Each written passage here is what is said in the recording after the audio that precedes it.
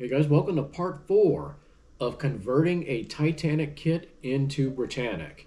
This will be the final part of this series of videos, and at the end of the video, not only are you going to see the completed model of Britannic, but you are going to see her sitting right here side by side with her sisters, and we will have the full Olympic class in my model ship collection. Let's get into it. All right, working on the pieces to install the third funnel here. Of course, Britannic naturally has some differences from Titanic. So the section we're looking at in particular is right here. So you can see on Titanic, where these ventilation pipes are going into the third funnel, you've got this open space with a winch right there in the center. On Britannic, well, I should also point out Olympic had this exact same configuration. On Britannic, it was a bit different. Britannic had a wall extension right here. You can see I've already done the starboard side. I've not yet done the port side. And the way you need to build this is basically you're going to make almost like a letter L and turn it upside down and face it backwards. And again, it's going to be on both sides. Of course, you want to file it down once you install it to make sure it doesn't conflict with the roof section, which is going to go like that and cover both pieces. Now, also on Britannic, you had this piece right here. You see where the gap is. This was enclosed on Britannic. And that was another feature unique to Britannic. So I measured out a little styrene piece, painted it gray. I'm going to glue it in on the underside. And when it's going to be done, it'll look like that. And we close in that gap. So essentially, and unfortunately, we're enclosing that winch. But that's how it looked on the ship. So that's what I am going to do.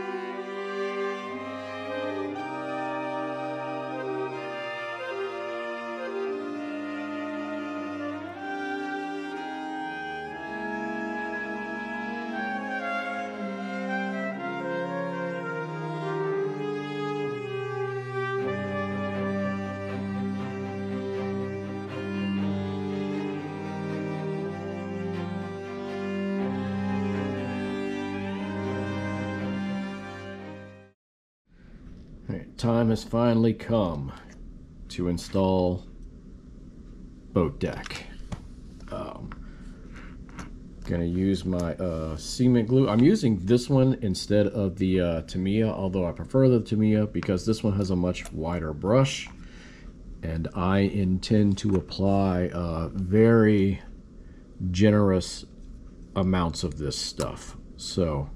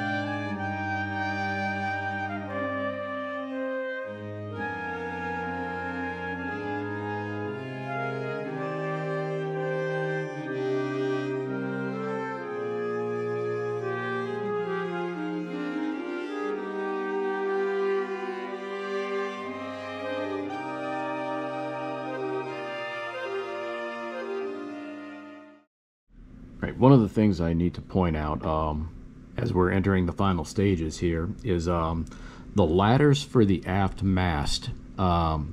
Because of the raised deck here, they are not. They're obviously going to be too long to fit the way they should be on the kit. No such thing had to happen here for on the forward ones. We can install them as needed. So essentially, what I did, and you can see I've got the starboard side already in place. I'm kind of just going down the middle of these things, and I don't know how well this is going to show up on camera, but I'm going to attempt it regardless, is to cut away a step, and I'm doing like basically one at a time, and I'm going to keep like doing a test fit. If I can get this one out of here, there it goes. Fix the ladder back in place. So you cut one step at a time and basically do a test fit until the holes on the deck line up with the tiny little hole right here. It's basically like a male and female end. You know, like the male side would be on the ladder itself, and there's a little hole right there in the mast that you essentially, you know, plug into, for lack of a better term. So do a test fit, and it still looks like it's a bit too tall still. So yep, so I'll have to cut down one or two more, and then it will be ready to for me to put it into place. So you might be wondering why I put it a little off center from the funnel.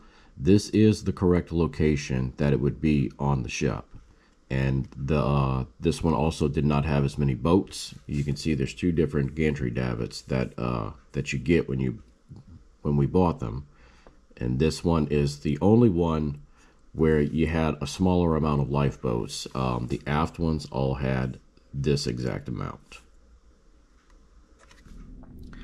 Okay, so we're looking at the lifeboats now, and I've got Titanic in here once again to show you some differences or changes that we have to make for Britannic. So you see on Titanic you've had 4 sets of the Welland davits in the back on both sides and the front on both sides. Well, Britannic had Welland davits too, but they were arranged differently. According to Patroness of the Mediterranean, and again, that's what we're basing everything off of, Britannic essentially had 6 on the middle of the ship on both sides, and then 1 back here on each side of the stern section. So to make that happen, I've left the aftmost ones all as one piece, as you can see here. And then I've cut the front section ones up, and I'll glue them together like so. That'll give us the 6 per side that we need. Then we have 1 on each side for the poop deck section.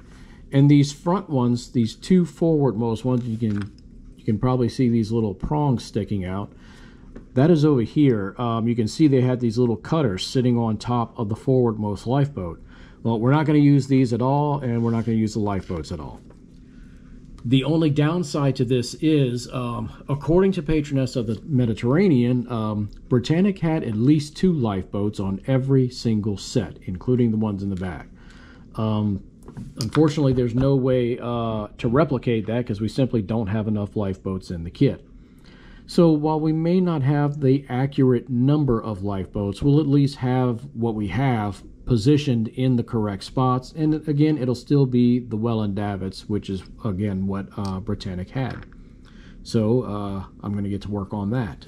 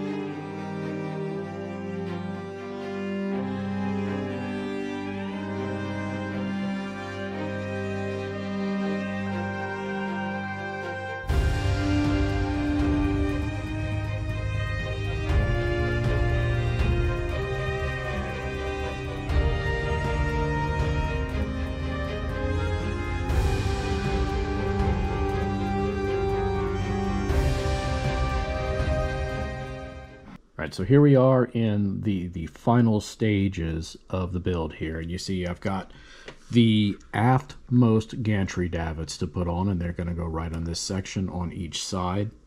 And I've had to file down the back sides of both of these quite a bit. You can see on the other ones, it's all one flat piece here, but you can see I filed down quite a bit. And you have to do that because these rest on this elevated portion of the deck right here.